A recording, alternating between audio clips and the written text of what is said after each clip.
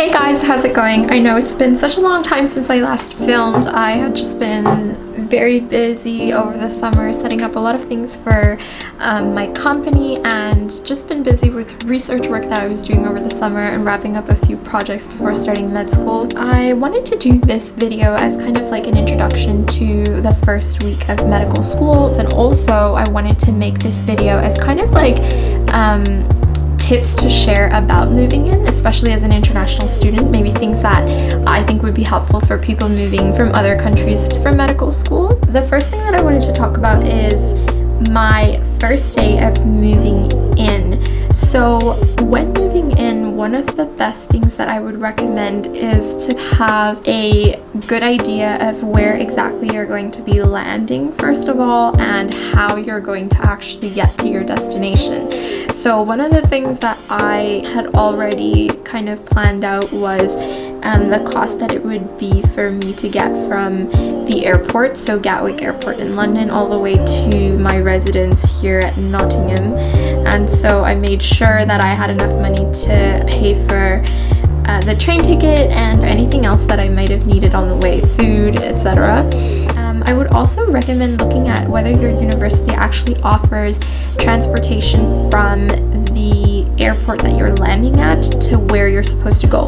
One thing that I had no idea about was that my university actually offered a free, well, it wasn't free, I think it was about £30, a shuttle service that goes from London Heathrow all the way to University of Nottingham, and I had no idea.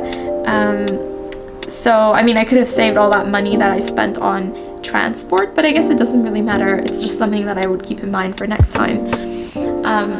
One thing that I also wanted to add is if you have friends or family in the country or in the city, it's a very, very good idea to reach out to them, because it really helps having someone who's actually family or even a friend help you out with your move-in process.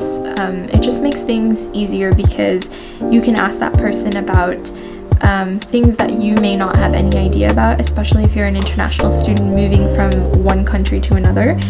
So it really helped because I had a lot of family here who I was able to ask for help with moving. Other thing that I would also really recommend, and which I think is actually really important, is also having a SIM card that actually works in within the country that you're traveling to.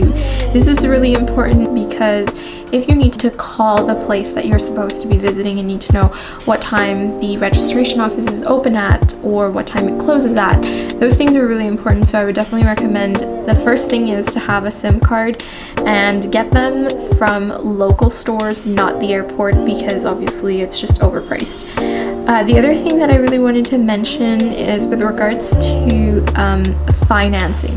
So when you're actually applying for student finance, or let's say you've been awarded scholarships in a grant and you have, let's say, student financing on top of that, it's really important that you also factor into account the exchange rate. You actually make the tuition and residence fee payment at a time when you are actually gaining the most out of the money, if that makes sense. I made sure that I actually checked with my bank that the sterling pound was at its weakest, and that I was then converting it on the lowest possible day. Of course, it's impossible to make it such that, you know, it's like an equal rate, or that you're making money, just because the Canadian dollar and the pound are significantly different in terms of their values. So yeah, I would just recommend making sure that you have checked with your banks about getting the maximum amount out of what you're exchanging for your fees or tuition or anything like that. The other thing that I would really recommend is to also make as many friends as possible during the first few days that you're here.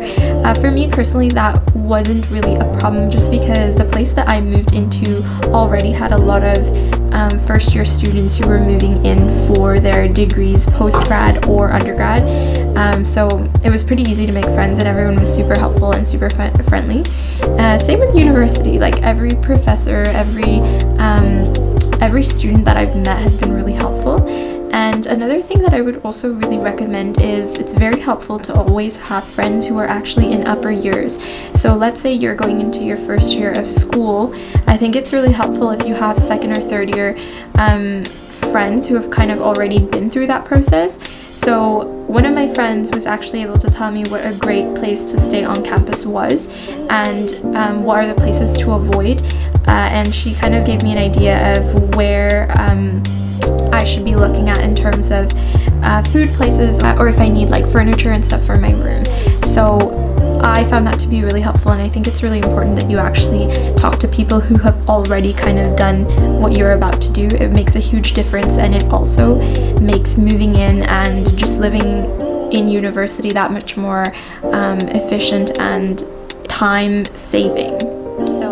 So yeah, those are the tips that I wanted to share with you guys. And for anyone who's moving as an international student, it is a bit intimidating and a bit daunting to be moving all the way to a different country, but I think it's really important that you are very, very meticulous with your planning, and that you're actually you actually have a very good plan for how you're, for example, planning to go from the airport to your halls, or how you're planning to go about getting your tuition payments sorted, how you're planning to go about having at least the first 6 months of university covered, and what you're planning to do during that month.